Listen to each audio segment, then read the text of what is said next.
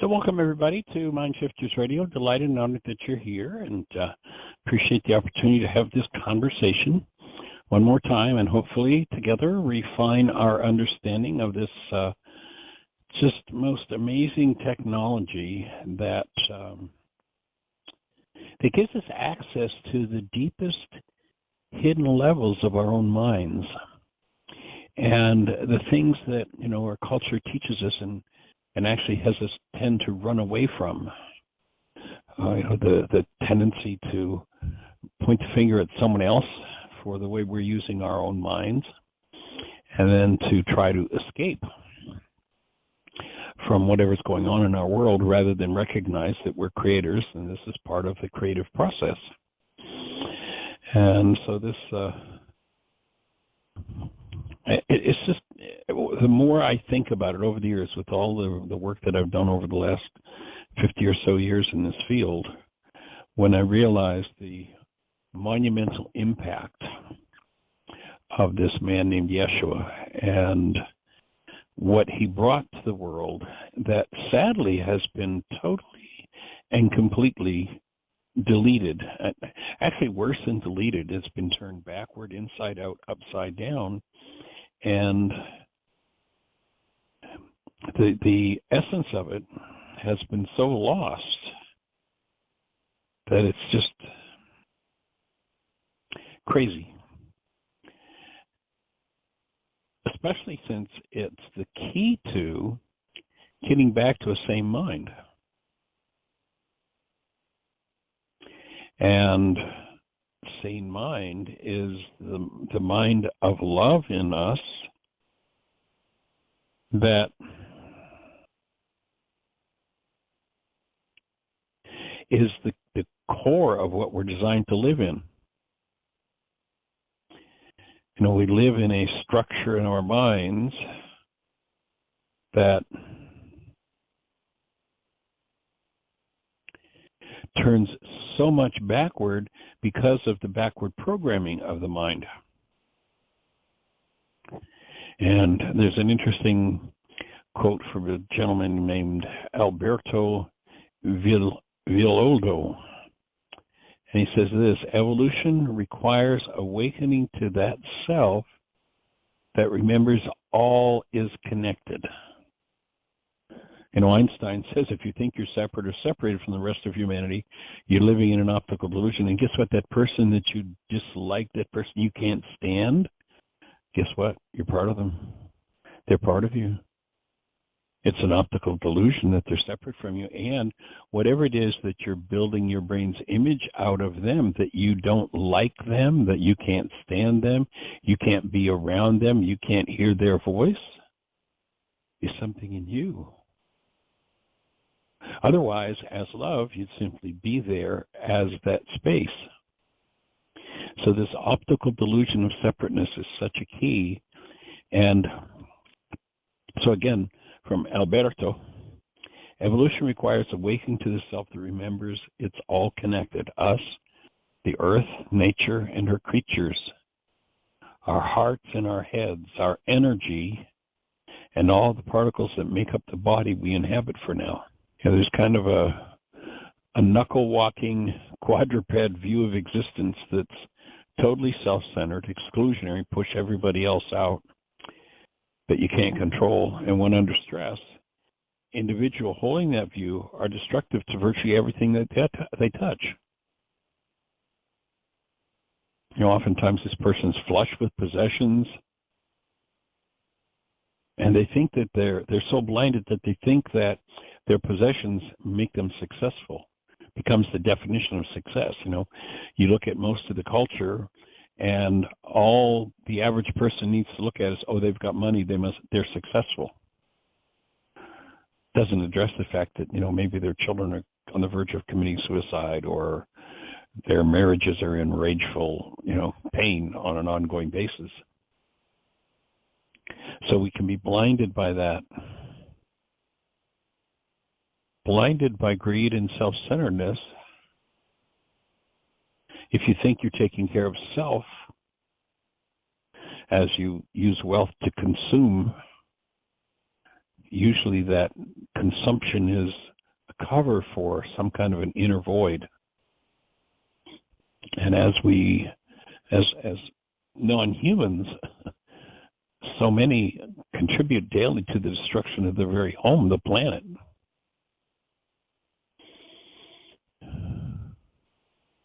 How many planets would it take to support the rich person's lifestyle? You know, we hear about somebody who's got the home here and the home there and the castle there and the, you know. For that person, it would take 20 Earths, the natural resources of 20 planets to sustain them, while others barely eat. What are we really here for? When we get into that inclusionary view, which is cosmic-centered, it allows us, supports us functioning as human beings where there is compassion, there is care for not only the self, but for others.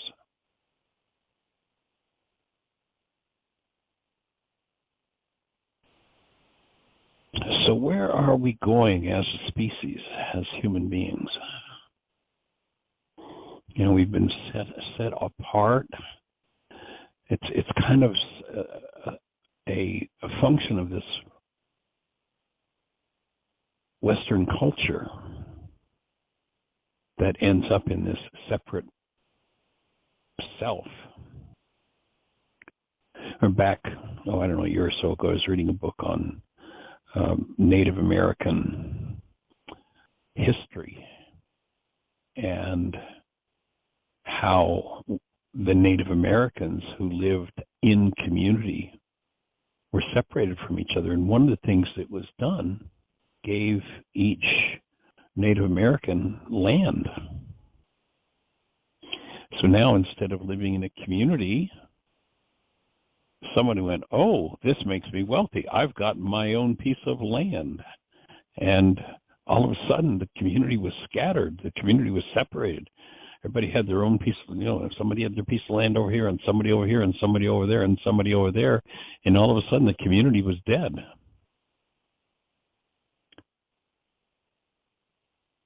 And as we have heard over the last few years, someone came up, I don't even know who said it, but someone came up with the thought of, it takes a community to raise a child.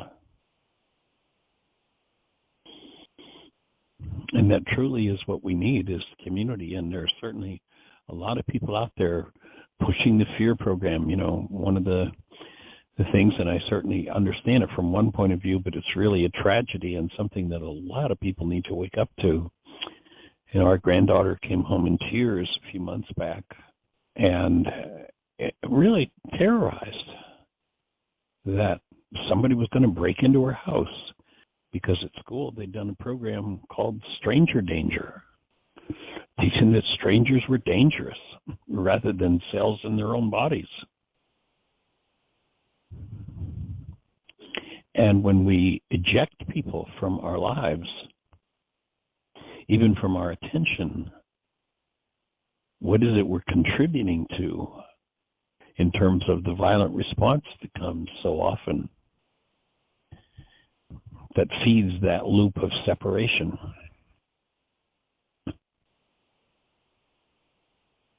To me, the genius of this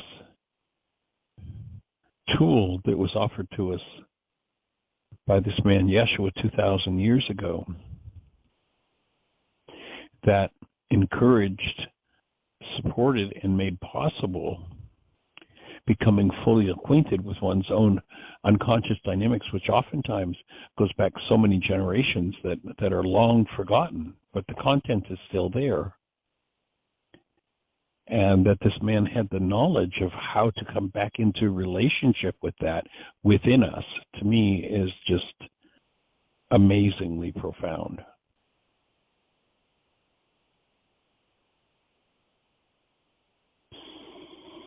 And so that forgiveness tool, that tool that allows the collapse of the human mind.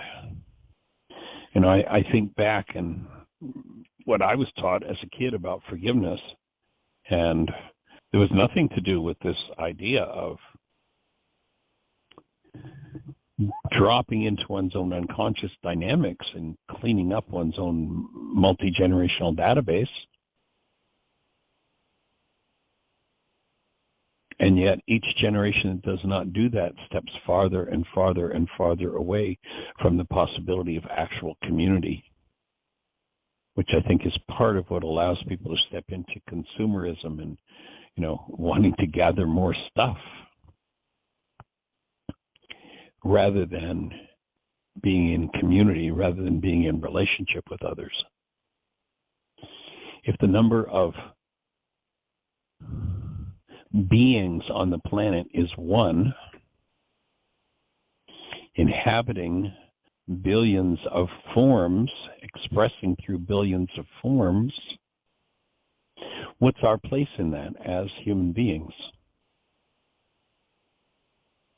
Why did each and every one of us start out exactly the same way as the active presence of love, witnessed by the fact if you hold a newborn child and you tap into the essence of that newborn, you know exactly what it is that you're dealing with. You're dealing with the conscious active presence of love.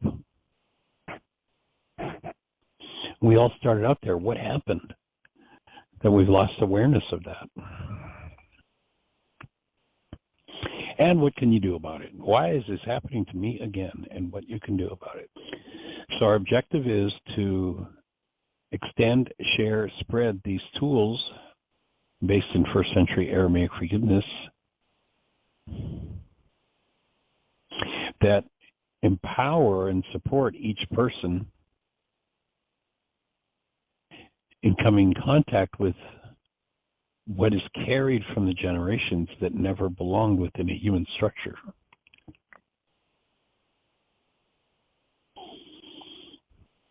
And supports the release, the removal of those energetic patterns. Called forgiveness. Nothing to do with the Greek idea of pardoning, but actually the removal of what never belonged within the human structure. So delighted that you're here to be with us for this conversation. And Miss Jeanie, do we have anybody in the phone queue with a hand up or anything happening in the chat room?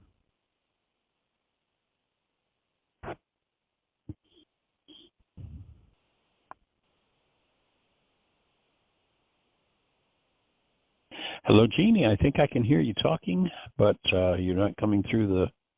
You got your mute button on? I guess if I mute myself, yeah. When I called back in, I didn't unmute myself on the switchboard. Yeah. Okay.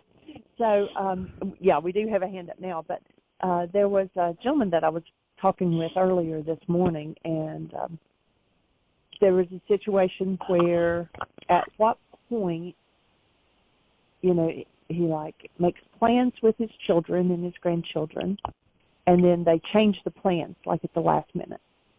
And then he kind of goes along with it, and then they change them again. And he feels like it's manipulation, and it's totally changing his programming, his scheduling, but he feels like if he doesn't go along with it, that what's going to happen is that then he's not going to be able to see his grandchildren. And so does he give in to his daughter and his son and do what they want in order to see his grandchildren, or at what point does he stand up and say, no, I'm going to be part of this consideration and my plans and my travel and my days, and we're going to do it this way, or like we originally planned to do it. But then he's concerned that if he does that, then they'll say, okay, then just never mind, don't come. Right. So I put him to work doing a responsibility communication, and looking at. I told him, I said both children are doing a power person dynamic, whether they're yours or their mother's, and he said probably a little of both. But then he's also getting the former wife doesn't want to be there when he's there, and so that's also putting pressure on the son and daughter. If she's going to be there for a certain event, then she doesn't want him there. And so I said, do some responsibility communication, whether you send it to her or not, one to your former and explaining, what that brings up for you, and then doing some worksheets around what it brings up for you, and then do responsibility communication to your daughter and son about them trying to manipulate your time, whether it's unconsciously of their own accord or whether it's because they're trying to appease their mother or whatever. And I said, see what comes up from those. Would you have any other, I'm going to be talking to him later this evening, do you have any other advice where to direct him on that? Yeah, the other thought is to look at, it sounds like the dynamic that's going on with the children is the ability to commit. And so I would be asking, especially since he's the parent and perhaps a power person in the scenario, has commitment ever been a problem for him? And is that an issue that perhaps he needs to do some work on to open the space, one, to be able to communicate more clearly with his children, and two, to clean up any part of him that may be involved in that dynamic. So how does keeping commitments work? And has that ever been an issue? And then when I hear the word, I don't know whether he used the word manipulation or not, but if the word manipulation came into the conversation, then would be the invitation to ask, is there a projection in that? Has anybody ever felt manipulated? Has anybody ever said that he's manipulative? And if so, then to do some work around that and see what is uncovered and gets to be cleaned out. So they'd be the directions I'd go with it. Awesome. Thanks. Okay, and Miss Susan, area code 610, you are on the air. Hello, guys. Oh, man, where Welcome. to start? Yeah, first of all, Michael, your intro, it's heartbreaking. It's just, I've been thinking about the same things. And, I think of being judgmental as kind of an addiction, and yet I do feel a twinge, that grab of judging when the guy comes out of Costco with a cart full of single-use plastic bottles, and I'm thinking, where is your brain? I have to go through literally a mental worksheet right on the spot and catch myself being judging, because it goes, I'm getting invited to be judging a lot because of the insult to the planet that's going on all the time. So anyway, the way you put it, you didn't sound critical. You sounded heartbroken, and maybe that's how we all feel. But anyway, thanks for that. And then what Jeanie said, she gave the advice she gave, and then your added advice to that man. God, in 5 minutes, you get the best advice anywhere. That's good. So anyway, I've been listening to, didn't stumble on it. A friend of mine drew my attention to a man named John St. Julian Baba Wanyama. Now, don't try to write that, Jeanie. Forget about it. Oh, that's a big one. In any case, he calls himself a Christian mystic, and I would add that he's a universalist mystic. He has a Tasmanian accent or some odd accent, but he lives in Tanzania now, and he has started this enormous school, but it's more than a school. It's like a living arrangement for children who have been rejected in that culture because they have disabilities, physical and mental and emotional.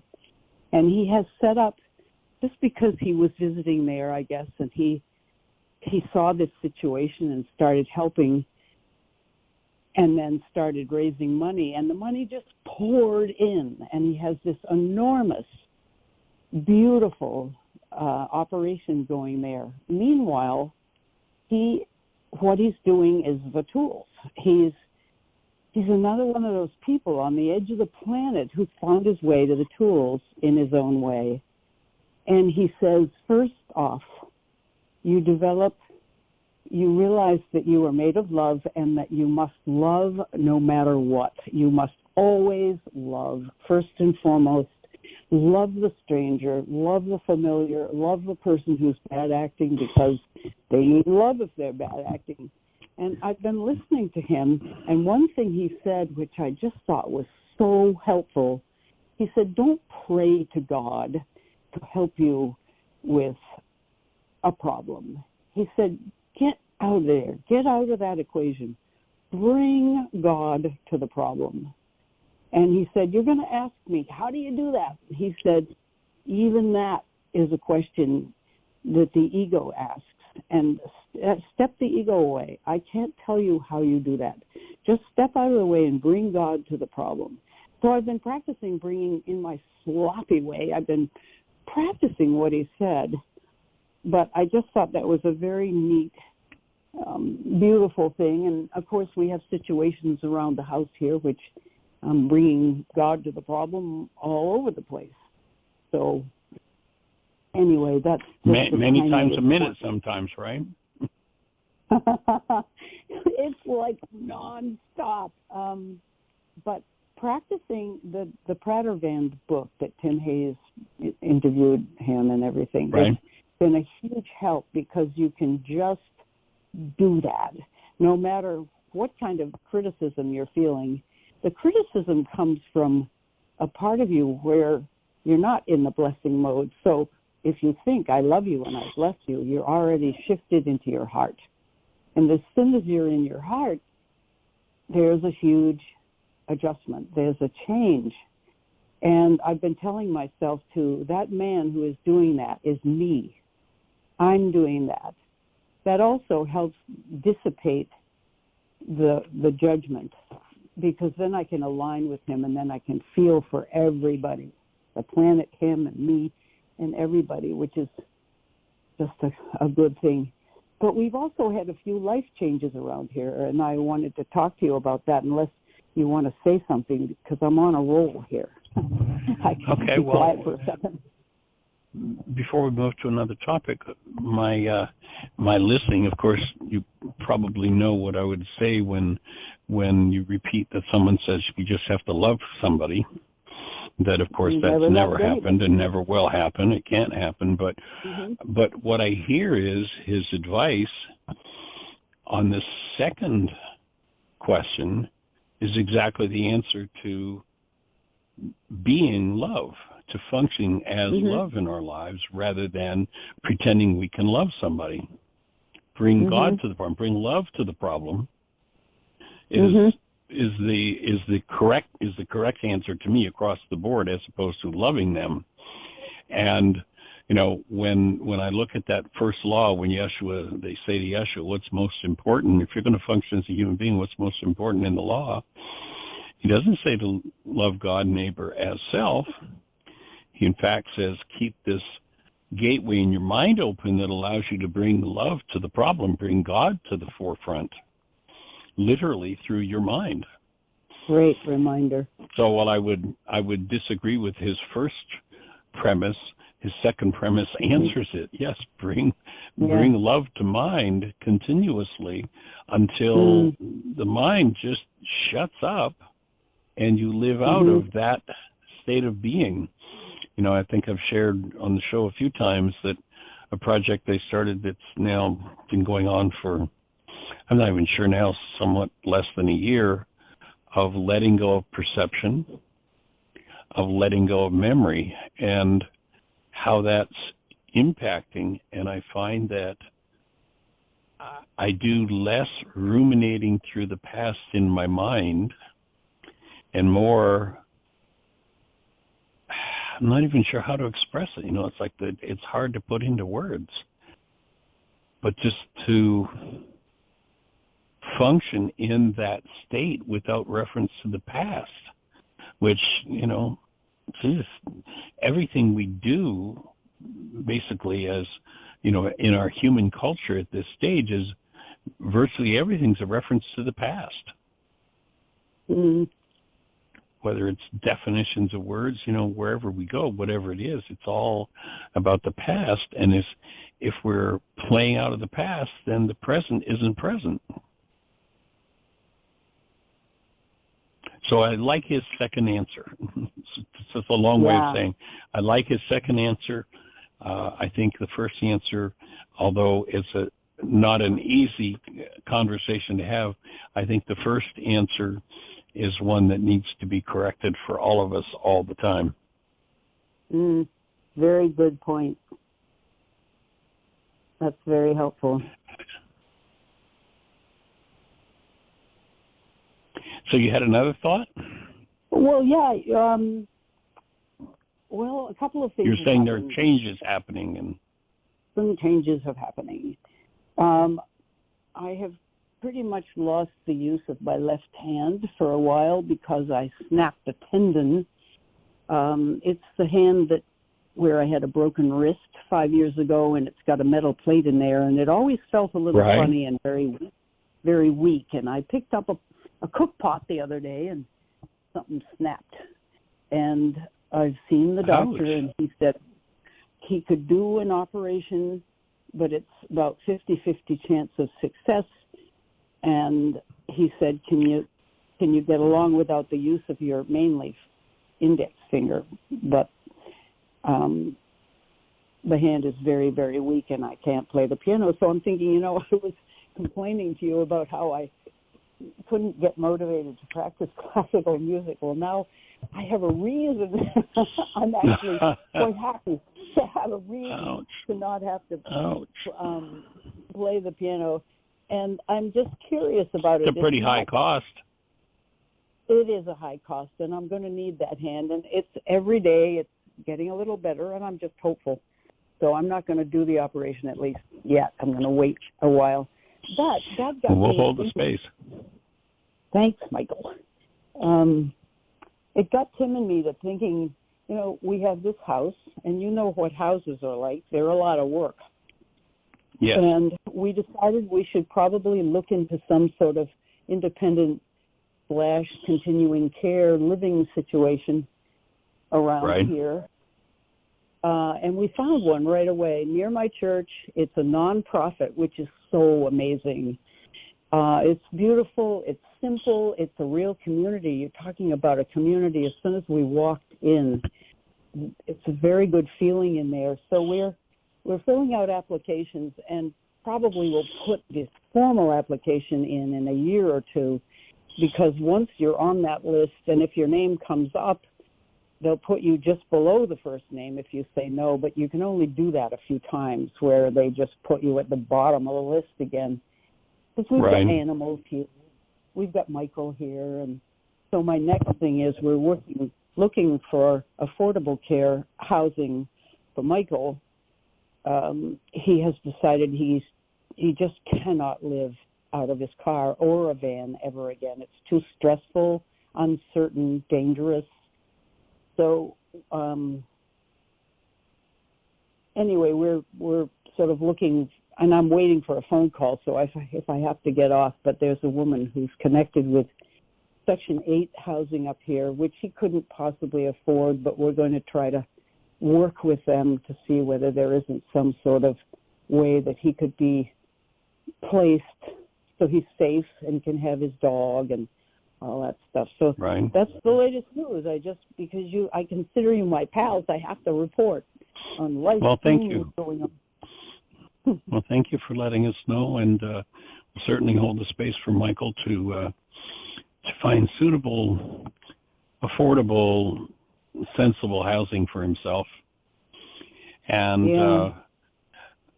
you might just, in terms of the hand, you might do an inquiry of your own mind, and that is your resistance to practice, is that in any way, shape, or way or form contributed to creating this problem with the hand.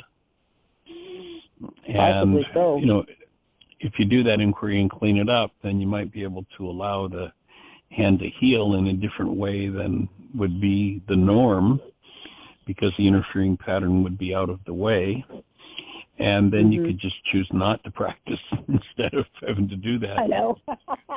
I know. You know, I was talking to myself about how dumb that is. Come on, I don't have to practice. I can retire. I'm retired. But I need my hands to play my own chancel operas. I've got a gig coming up. I'm supposed to perform it. Can't do it. You know, I do want that hand back. So, yes, that's a good idea to say what good. I also got some magnets. I heard that putting magnets on there might help. This is just, you know, fly by night. I don't know anything about them, but a friend of mine does biomagnetic work, and I don't know. Anyway, so that's the end of that report.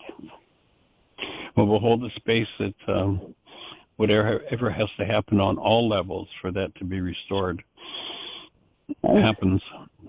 You know, the perfect pattern of the attachment of whatever it was that snapped loose, or it's a tendon or muscle or whatever it was, the perfect pattern for that attachment and that function is still there. And you might do some visualization of that pattern energetically coming forward to restore that tissue structure. And that might be helpful in... The doctor said I've got this metal plate in there, and he said that metal plate is a problem. It's like a block or an interference. And he said if he did operate, he'd pull the plate out. He said the bones have repaired. You don't need the plate. And I'm picturing that without the plate, maybe there would be some way of healing. But I don't want to even, he said it's so iffy. He said if I don't recommend it. He was great. You know, he's not one of these nice, happy surgeons. Very cautious. Right. Well, hold the space that, you know, if there's any guidance that is possible for you to energetically restore the perfect pattern, that it's able to go back and redo itself. It's amazing to watch how, and I'm thinking right now, we just actually, Jeanie had gone out last week and bought some grapevines, and it was quite amazing that from the time she was at the garden supply place that she bought them at till she got home, these seemingly, I mean, they're obviously alive vines, but they're kind of inanimate, and and they had actually already attached to the carpet in the car. Oh my gosh. It's like this impetus for life. And if there's any way you've interfered with that impetus for life, the intelligence is there. You know, there was a time when you didn't even have that bone or that tendon. It was just a single cell, but there was an intelligence there that knew how to grow it and make it perfect. And if there's something that's interfered, whether it's something physical, mental, emotional, whatever, that it be relieved, that you listen to Ruka and see if there's some guidance, and then how to strengthen and restore the perfect pattern, the image, the vibratory energy behind the physical, the thing that comes first and patterns the physical, to allow that to come forward in expression to do the repair. Happy the space I hold for you. Thanks. That's good. Oh, thank you. And it sounds like the idea of being in some kind of it sounds like you're thinking of an assisted living type facility. Sounds like it would probably be a big relief and a load off of your shoulders that would give you more vitality and life energy for the things that are most interesting at this stage in your life. Yeah, it starts out as independent living. You're just living in a community of people. You have your own space, and one meal a day is offered. And Tim was saying, "Yuck, it's in a big dining room," and I'm saying, "Hey, I don't have to cook." So there. he says, I'm not ready. And I say, okay, we can compromise. I'm not quite ready either. But in any case, I love the idea, too, of just unloading the stuff in this house. We don't have that much. We live pretty sparely. But saving the kids the trouble of having to sell our house and get rid of our stuff when they are so massively busy. It would just be, I'm sure, a relief to them to have their parents sort of taken care of. And then it's continuing care. You get sick, you go into an infirmary type of situation. You've got support. And if you run out of money, she said, we don't ever let you go. And it's not nearly as expensive as some places, but it isn't cheap either. But we figured, what with Allentown, Lehigh Valley taxes up here, and we don't have a mortgage, but we have huge taxes, we'd probably be spending about the same amount in there as we are here by the month. So you free up the asset of your house. Yeah, right. That's pretty cool. That's a similar facility where Jeannie's dad was. He was in memory care because of his short-term memory lapse.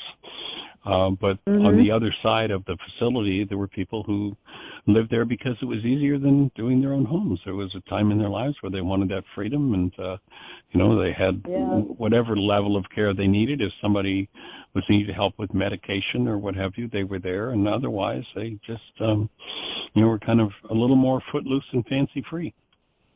I know, that's the way the people seemed. And my church is right down the road. I could walk there. The park where we walk the dogs is right nearby. My son's a mile away. We could still walk his dog. It's really pretty nice. So anyway, but it feels we'll hold the space at the right timing. Thanks. Yeah. All right. Awesome. Well, any report on any of the grandsons, how they're doing?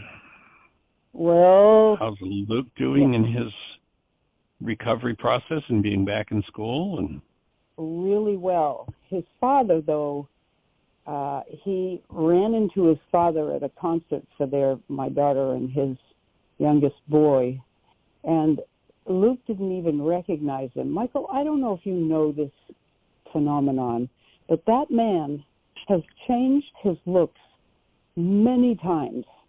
The young man that we met doesn't look anything like the guy he is now. He's got a whole new mouth of very white teeth, and he's lost a lot of weight and become very tanned. My daughter said she looked right at him and didn't know who he was. And there he was. And I don't know what that is, but in any case, Luke has not been in any kind of touch with him because he, as a power person, was really, really the hardest on Luke.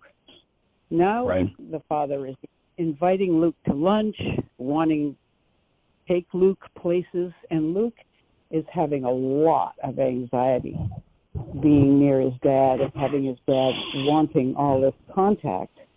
So my daughter is kind of nervous. She thinks Luke is fragile, and she hopes he'll be able to stay in his programs and continue to get really well. But so Lukey's in a precarious position, and then Jacob is very much in contact with his father, and his father says the worst things about his former wife, my daughter, and about us. So Jacob is loaded for bear. He's finding fault with us, calling us abusive and calling us this, that, and the other, narcissistic and, self-centered, manipulative. I love what you said. Projection. You should ask the men. Yeah, right. So oddly enough, Jacob still calls me and texts me and sends me his songs, but I'm the only one he's in touch with, and I hold the space of love, and I listen to him a lot, and I do make a suggestion now again, very gently, and couching it with praise all around so that he'll be receptive. And I think I could just say we haven't lost him yet. He's still there. Staying connected. That's awesome. Well, the thought comes with Luke to... Oh, go ahead. Excuse me. No, that's okay. To say what you were going to say. Well, I was just going to say that it might be a good time to have a kind of an advanced conversation with Luke about what causes stress, and that it's stress that, quote unquote, drives people to drink. And if he recognizes, especially now that Dad's back in his life, that he's got goals that, whatever they might be, to, whether it's even to stay away from Dad or to get Dad's approval or whatever it is, that just to be aware that anytime his stress starts to build, he can start canceling those goals to keep himself in a range where he can stay clean and sober. That's good. That's good. I haven't been much in touch with him. He's in very good touch with my daughter, and he just got his driver's license, having crashed 2 cars in drunken driving situations. He had lost his license, and he had to go through a lawyer, and there was a warrant for his arrest and all kinds of weird things up where he used to be.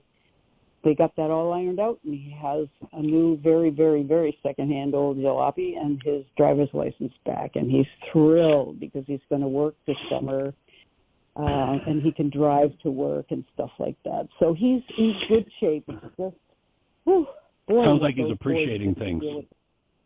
Yeah, he is. He is. He says, "I love my new life, Mom. I love it. I'm never going back." And he's a sponsor for a couple of people in the AA program. Awesome. That's awesome. Isn't that awesome? Yeah, he fabulous. Says he loves it. He wants Very to do cool. it all his life. And he still says those worksheets we did, only 2 or 3, he said, they really, really saved me from the abyss. Yeah. Sweet. It is sweet. It's also sweet to know that when you talk to him, tell him we said hello and send our love. I will. And it's just great that you can do 1 worksheet or 2 worksheets and you think you've lost them and you haven't. I know it goes the other way sometimes. People drop away, but this one stuck. He's stuck. That's awesome. Congratulations, Orb. That's pretty awesome. You too. Yeah. You too. All right. You have a blessed one. Thanks. You too, Michael. Right. We appreciate you. Lots of love. All right. Bye-bye. Thank you. Bye. We have another hand up, and it's area code 828. I believe it's Miss Martha. Welcome. Hello, hello. It's been a long time since we talked on the phone. Welcome. How do you be, young lady? What's exciting in your world? Oh, my goodness. It's spring, and everything is growing, and it's gorgeous, and the orchids are blooming, and Chuck is out there making vegetable wonderland everywhere, and so it's all good. Sweet. Yeah. So the time is short, so I wanted to, the reason I'm calling is because some years ago, I think 2019, wow, that's when it happened, I put together a little version of the worksheet for myself, and I used parts of things that you had in other worksheets and tried to pull together what really appealed to me. And at this point, and I hadn't been using it, I've been using your other versions for several years, and I thought, oh, let me see what that's like, and I've been using it again. And I realized there are some things that I want to change about it. For instance, where I have, I choose to love truth instead of love, I'm going to change that to honor, honor truth, and take responsibility for the realities my mind has created. So that's one particular change. And the one I'm calling to ask you about is, now let me see where it is. It's the part of the worksheet that, I don't remember which one it was, where you asked us as we were going through the worksheet to Okay. To produce a loving thought that I can embrace about my trigger, and a loving thought I can embrace about myself. And I realize, I think, that a loving thought is not possible. That, it's kind of like saying, be loving toward each other. Is that possible? Is a loving thought possible? Well, I would refine the language now, several years after we had that in the worksheet, and that would be that to come up with thoughts based in love. Thoughts that come, another way to say it might be thoughts that come from the mind of Christ in me rather than carbon-based memory. And I'm laughing because, having put together 1,000 million worksheets, how important it is to be sparse with the words because the page gets filled up so quickly. Right. So that was a really good suggestion, and I probably won't be using all of those words. How about if I would simply say, start with a, let me see, which word was I thinking of? I thought of kind, but then I also thought of positive. A positive thought that I can embrace or remember about myself and about the other person. Well, I'll tell you what, let's go back to the reason why that step is in the worksheet or was put in the worksheet in the first place. Okay. And you'll note the thing that you do just before that is you reset Rachma. And in resetting Rachma, that filter that brings active present love into human form, the reason why the thought was put in to come up with a loving thought toward self, a loving thought toward or about self, a loving thought toward or about other, was to verify that in fact Rachma was open, that you were thinking differently than from carbon-based memory in the past.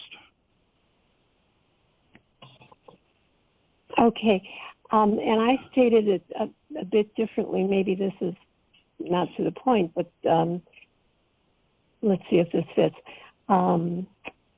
Okay, yeah, I lifted this part of one of your no, forget that. That's a different place. I'm getting myself confused looking at this. Okay, so the way I stated it was, I choose to begin restoring the condition of love to my mind, which stirs the love in all parts of myself and all other beings, starting with a loving thought I can embrace about myself and about my trigger. So that's the reasoning I put behind it, to begin restoring that, to get the mind thinking in that way coming from the Christ consciousness. So I would hear maybe shifting those last few words to a thought based in love. Doesn't sound like adding too much more to the page, but a thought based in love, and that I'm always, keying it to that other mind in me. Okay. And I'm just, let's just take a second and breathe on it and just see if there's something else to put in place with that.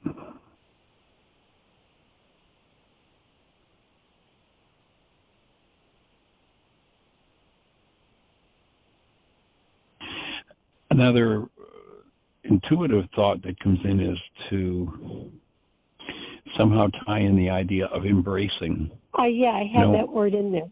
Starting with a loving thought I can embrace about myself and about my trigger.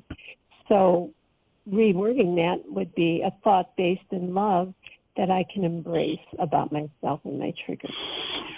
Or maybe even use the word embrace as the adjective for the thought. Because in carbon-based memory, in ego thoughts, the thoughts are of a rejecting kind. And so a descriptor for this thought might be one that, a thought that is something along the lines of a thought that not needing all these words, but empowers me to embrace an all-embracing thought, an embracing. It seems like using that word more for the adjective of the thought would take us closer to getting to thoughts based in love. Okay, so I'm rather than like I'm open and embracing myself with this thought. I'm open and embracing this other person with this thought. Yeah. Okay. I'm gonna. So maybe work on rather that. than a loving thought, just an embracing thought. Literally using embracing to be, the visual that comes to my mind is, when we're in ego, it's constriction, it's closing, it's putting somebody outside the circle, and this thought is one that fully embraces myself, fully embraces the person I'm doing this worksheet around. Okay. I like that. An embracing thought. That seems like it's more on track with, Yeah. It certainly is more encompassing, more embracing. Yeah. Embracing, yes. All embracing love. Okay, I'll work on that. And if I can, I'll check back with you, and we can see. Please do, and please send me a copy. Yeah. And if I have any other thoughts, or if I have any other embracing thoughts to add to it, I'll certainly share them with you. I really appreciate how you are always in the inquiry and refining, and I appreciate the fact that I get to share that space with you, because it's a gift to both of us. So thank you. Oh, you're so welcome and observant, and it's so nice to have my 4-year-old mind appreciated. The mind that's always asking, why? How come? Thank you, dear. Okay, well that's great. I like that. Takes a community. I have to write this down. Yeah, fortunately we've got it recorded if you need to go back over it too. Super. Yeah, that's great. Thank you. Sweet. Awesome. Anything else exciting happening out there besides all those wonderful things? We're just working on and getting our 4th garden going here, so we're doing some of that food stuff. We planted several brassicas the other day. We've been cutting and devouring the broccoli seeds that have gone to flower, and the flowers are just delicious. Wonderful. Yeah. I put them in salad. How about you? What do you guys do with them? I put them in salad, and a couple nights ago we had some portobello mushrooms, and what I did is I marinated the mushrooms, and then inside of the mushroom cap I put a bunch of, really stuffed them with the flowers, and the buds from that eventually open as flowers from the broccoli. You know how when they start to go in that direction, they, instead of forming a head, they stretch up and become individual buds. So I stuffed it with those buds and with the flowers, and then put some goat cheese on top of it and roasted it in the oven for about 25 minutes, and it was awesome. Oh, wow. And it's like I was just surprised that these things had gone to flower already, and we actually, in order to make room for the new brassicas that we're planting, we had I think 4 different broccoli plants, and they were about 4 feet tall, and a foot or more of the end of each of the stems was all just loaded with flowers. So we're planning on making a stir fry with those tonight, and of course with the stuffed portobello mushroom with them, we decorated the plate with the raw flowers too. So we had both. It was awesome. Lovely. And what did you saute the mushrooms in, or did you soak them? Or marinate well, them? I started and I peeled the tops. And I marinated them in a balsamic reduction with some olive oil and balsamic vinegar. So I did a good soak, and then put the broccoli flowers and the broccoli buds in the cap. I sort of filled the cap up. They were like maybe 4-inch mushrooms. So filled the cap up and then sealed them over with goat cheese and baked the goat cheese till it was just nice brown, and the mushrooms were exuding this balsamic reduction. Oh, listen, they were awesome. We've got 2 more mushroom caps too we're going to think about. We've been looking at another thing that's gone to flower or gone to seed already. Is last year at the end of the year we had 2 horseradish plants, and they're just huge. Like already they're like 3 feet tall and these beautiful white flowers on them, and looking at and wondering how edible they are. But that's kind of a next project for these other 2 mushroom caps. We'll probably mix them. So we'll let you know how it goes. Super. I recently made lettuce soup. Can you believe that? I haven't heard of lettuce soup before. I have never, ever either, but, you can find anything on Google, and I thought, well, maybe someone has made lettuce soup. We had an abundance of like 5 different green kinds of lettuces, including spinach, and it was all starting to go to seed because of the weather, and it was like, we've been giving it away, we've been eating salads up the yin-yang, but what do you do with all the rest of it? And so I made lettuce soup, and I used the freeze dryer to freeze it up and then powder it after the freeze dryer was completed. Oh, wow. So, yeah, you might, with all that you're growing, you might want to think about a freeze dryer in case you have an abundance and you want to put things away that, for the winter or whatever. Cool thought. Cool idea. It's an amazing thing. And I see the time is getting right down there. Yeah, thank you for your help. It's going to cut us off any second. Yeah. Okay. Appreciate you, young lady. Much. Blessings. All right, blessings. Take care. All righty, bye-bye. Bye-bye.